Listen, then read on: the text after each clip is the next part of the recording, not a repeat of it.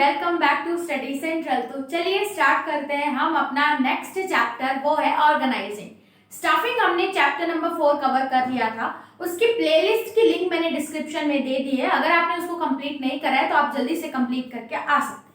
अब हम लोग स्टार्ट करेंगे ऑर्गेनाइजिंग। ऑर्गेनाइजिंग स्टाफिंग चैप्टर से थोड़ा बड़ा है लेकिन बहुत ही ईजी है समझने के लिए।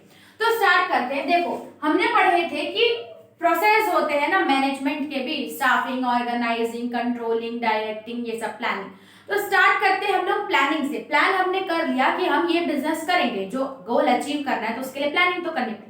प्लानिंग के बाद आपको सारी चीजें ऑर्गेनाइज करनी होगी। फॉर एग्जाम्पल, अगर आपने प्लान किया है बिजनेस खोलने का तो आप लोकेशन देख के आप उसमें मशीन, लेबर, कैपिटल सब ऑर्गेनाइज करोगे, रॉ मटेरियल, तभी आपकी एक्टिविटी स्टार्ट हो जाएगी। तो ऑर्गेनाइजिंग चैप्टर यही बताता है। एक और एग्जांपल दूं तो अगर आपने प्लान किया है मैगी बनाने का, तो मैगी बनाने के प्लान करने के साथ साथ आपको उसके बहुत सारे रॉ मटेरियल जैसे कि मैगी, वाटर, कैन और सिलेंडर, आपको उसको अवेलेबल कराना पड़ेगा। मतलब आप क्या कर रहे हैं, सारी चीजें ऑर्गेनाइज कर रहे हैं ताकि आपकी एक्टिविटी कैरी हो पाए।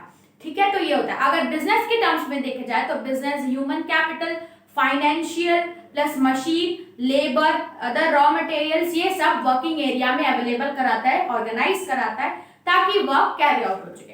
अगर डेफिनेशन देखें तो बहुत सारी डेफिनेशन है समझने के लिए। देखो, टू ऑर्गेनाइज अ बिजनेस, अगर बिजनेस को ऑर्गेनाइज करना है, इट इज टू प्रोवाइड, क्या प्रोवाइड करते हैं, with useful to its functionally, ऐसी चीजें हम लोग उसको प्रोवाइड करते हैं जो उसकी फंक्शनिंग के लिए यूजफुल हो, जैसे कि रॉ मटेरियल ऑर्गेनाइज कराना है, मशीन, टूल्स, या तो फिर कैपिटल या पर्सनल, ये सारी चीजें हम ऑर्गेनाइज कराते हैं। सिंपल बॉडी, बहुत ही सिंपल सी डेफिनेशन है। एग्जांपल मैंने आपको दे दिया।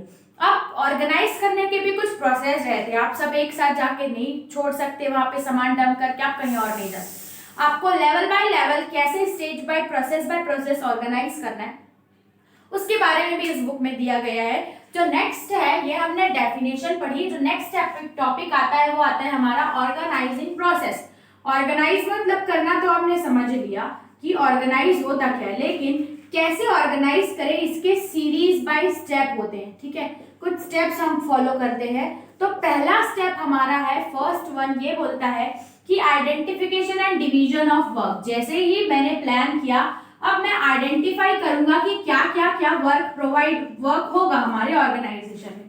फॉर एग्जांपल, अगर मैं एक रेस्टोरेंट कर रही हूँ तो मुझे पता है खाना बनेगा, तो मैं कुक ढूंढूंगी। उसके बाद चॉपिंग के लिए वर्क आइडेंटिफाई करूंगी कि क्या क्या काम लगना है, और डिवाइड करूंगी कि कौन कौन ये काम कर सकता है। तो आइडेंटिफाई कर लिया मैंने कि क्या क्या काम लगेगा, जैसे कि चॉपिंग, गार्निशिंग, बहुत सारी चीजें होती है रेस्टोरेंट में करने की, रिफ्रेशमेंट प्रोवाइड करने की, और वो वर्क जो बेस्ट सुटेबल पर्सन है उनको मैं डिवाइड करते जाऊंगी अलग अलग सेट्स में। ठीक है, तो पहला स्टेज क्या होता है, हमें आइडेंटिफाई करना है वर्क क्या क्या होंगे और उस वर्क को अलग अलग सेट में डिवाइड करना है। फॉर एग्जाम्पल, मेरा रिसेप्शन एरिया अलग होगा, डाइनिंग अलग होगा और बाकी एरिया अलग।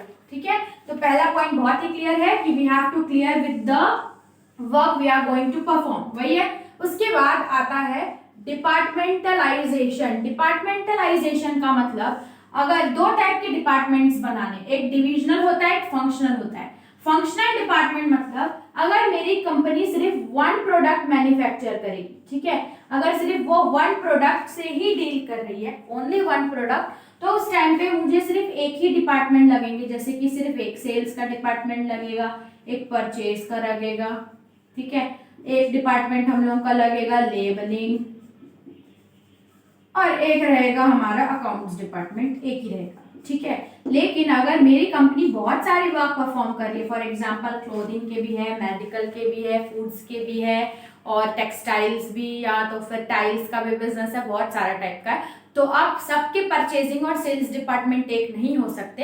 तो इन दैट केस मैं सारे डिपार्टमेंट्स को अलग करूंगी। जैसे कि अकॉर्डिंग टू द प्रोडक्ट सारे डिपार्टमेंट डिविजन्स ऑफ डिपार्टमेंट बन जाएंगे कि ये क्या है, ये मेडिसिन का डिपार्टमेंट है, परचेज डिपार्टमेंट मेडिसिन का है, ये फूड का परचेज डिपार्टमेंट है, ऐसे करके मैं डिवाइड कर दूंगी। तो आपने आइडेंटिफाई कर दिया। फिर आइडेंटिफिकेशन करने के बाद जो एक टाइप के वर्क होंगे ना, जैसे कि फॉर एग्जांपल एक टाइप के अगर वर्क होंगे, जैसे कि सेल्स है, सेल्स तो एक ही टाइप का वर्क होगा, तो सारे छोटे छोटे एक टाइप के वर्क हम मिला के उन लोगों को एक डिपार्टमेंट बना देंगे, डिवीजन। फॉर एग्जांपल सेल्स में हमें बिल देखना पड़ता है, पैकिंग करनी पड़ती है, तो ये सेल्स डिपार्टमेंट बन गया। तो इसमें जितने भी लोग सेल्स की काम कर रहे हैं उनको एक साथ कर देंगे और वो सेल्स डिपार्टमेंट बनेगा। डिपार्टमेंट हमने देखा दो तरीके के ऑर्गेनाइजेशन बना सकती है, एक होता है फंक्शनल डिपार्टमेंट, एक डिविजनल। फंक्शनल मतलब अगर हम लोग एक ही प्रोडक्ट से डील कर रहे हैं तो एक ही डिपार्टमेंट हो गए। डिविजनल मतलब हमारी एक कंपनी है लेकिन वो बहुत सारे प्रोडक्ट बनाती है तो हमारे डिविजनल डिपार्टमेंट्स होंगे। ठीक है, तो पहला स्टेप था आइडेंटिफिकेशन ऑफ वर्क, फिर छोटे छोटे वर्क को एक ही में डाल दो तो उसके डिपार्टमेंट हो जाते हैं। उसके बाद अब मैंने डिपार्टमेंट भी बना दिया, अब मैं क्या करूंगा, उनको ड्यूटीज असाइन करूंगा। देखूंगी कि कौन कौन सा टास्क है वो बेस्ट परफॉर्म कर सकता है, उसके अकॉर्डिंग हम क्या करेंगे, उनको ड्यूटीज असाइन करेंगे, ड्यूटीज असाइन। अब अगर इसका एग्जांपल मैं आपको एक ही दूं तो आपने बैंक देखा होगा, अगर आप बैंक देखते हैं तो वहां पे कोई कैश रिसिप्ट लेता है, तो कोई कैश पेमेंट करता है, कोई चेक से डील करता है, तो कोई फॉर्म फिलिंग से करता है और कोई अदर मैटर। मतलब मैंने पहले आइडेंटिफाई किया वर्क क्या क्या लगेगा, फिर मैंने अलग अलग डिपार्टमेंट्स क्रिएट किए, उसके बाद मैंने ड्यूटीज असाइन की कि कौन रिसिप्ट, पेमेंट्स और ये सब में बैठे। ठीक है, तो इसमें ड्यूटीज असाइन में यही है। उसके बाद जब ये तीनों हमारी ये काम करने लगते हैं तो लास्ट प्रोसेस हमारा फोर्थ बढ़ता है कि एस्टैब्लिशिंग रिपोर्टिंग रिलेशन। अब मेरे को पता है कि मैंने डिपार्टमेंट्स भी क्रिएट किए, वर्क भी आइडेंटिफाई किया और ड्यूटीज भी असाइन की।